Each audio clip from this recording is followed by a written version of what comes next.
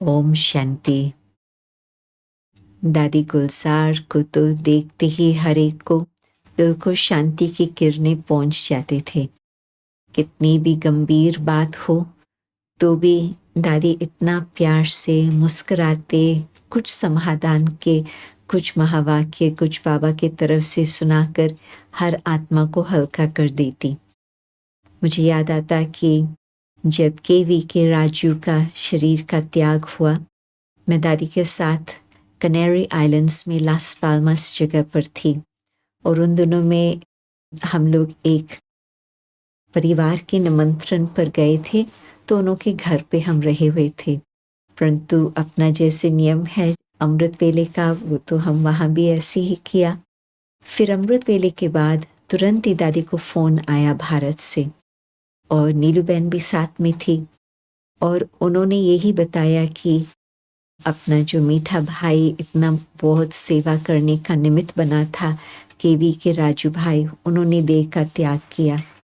तो उनका था कि दादी आप तो दूर बैठे हैं, परंतु फिर भी बाबा की तरफ से कुछ आप ब्लेसिंग्स के शब्द ले आएंगे, संदेश ले आएंगे, तो जो आज ही कार्यक्रम होने जा रहा है उसमें हम सबको पढ़ के सुनाएंगे। तो दादी फिर तुरंत ही एक कोने में साइलेंस में बैठ गई, बाबा के पास चले गई और थोड़े समय के बाद फिर दादी नीचे आई और नीलू बहन को कहा कि मुझे कागज़ पेंसिल दो, और दादी बिल्कुल एकाग्र होकर के अपनी सिंधी भाषा में वो सारा संदेश लिखती गई। बहुत लंबा चौड़ा संदेश था उसके प्रति, अब खास उसके परिवार वालों के लिए भी। तो दादी ने बहुत ही प्यार से वो सेवा की और फिर वो पत्र फैक्स में, उन दिनों में फैक्स चलती थी, ये है 1993 की बात, जून मास।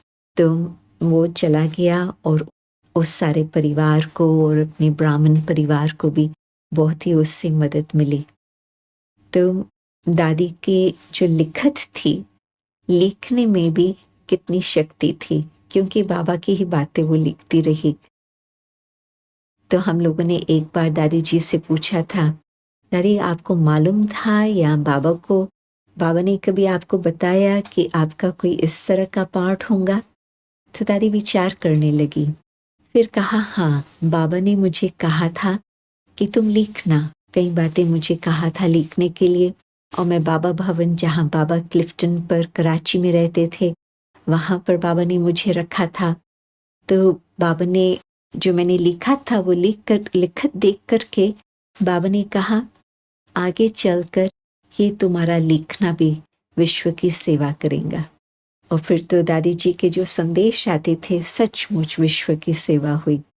और फिर साथ साथ कहा कि एक बार कुंज भवन में मैं पीछे से बैठी थी जब मम्मा क्लास करा रही थी, तो मम्मा ने कोई प्रश्न पूछा तो आगे वालों ने कुछ जवाब नहीं दिया, तो मैंने पीछे से जवाब दिया। तो मम्मा को समझ नहीं आया कि आवाज़ कहाँ से आ रहा है, तो कहा खड़े हो जाओ। मैं पीछे से खड़ी हो गई। तो मम्मा ने मुझे देख करके कहा कि तुम्हारी आंखों से बहुत विश्व की सेवा होंगी। तो सचमुच जो हम सभी को अव्यक्त बाप दादा की दृष्टि की इतनी मदद मिली है, आज भी मैं याद करती हूँ कि बाबा की दृष्टि किस तरह से हम लोगों को उड़ा लेती थी। और न केवल मेरा अनुभव ये, परंतु 25,000 लोग इकट्ठे हो और बाबा की दृष्टि दादी के द्वारा हम सबको मिले और इतना शांति का वातावरण आ जाए, ये थी दादी की कमाल। तो हम लोग नहीं जानते हैं कि भविष्य क्या होता, परंतु बाबा तो जानते हैं, मम्मा भी जानती थी। तो इस तरह से उनको ये बहुत ही सुंदर वरदान मिला था। और मुझे याद आता कि कई बारी समय समय पर अव्यक्त बाबा दादी के थ्रू ही कई बातों का वर्णन करते थे और उसमें ये विशेषताएं बताते थे कि इस रथ की विशेषता क्या है। और उसमें एक बारी बाबा ने कहा, ये जब दिल्ली में भी कारोबार में थी तो भी सभी उसको कहते थे निरसंकल्प देवता। ये अपना मन ज़्यादा नहीं चलाते। तो जब बाबा की पधरामनी होती, क्योंकि इसको अभ्यास है अपने मन को शांत रखने का, इस कारण से बाप दादा भी उसके द्वारा जो बाबा को बताना होता है सहज सहज बता सकता, कोई उसमें और बात का इंटरफेरेंस नहीं होता। तो भगवान ने ऐसे रथ को चुना जिसने करीब करीब 50 वर्ष हम सब की इतनी सेवा की, तो उसको तो हम बहुत प्यार से याद करते हैं आज तक भी। ओम शांति।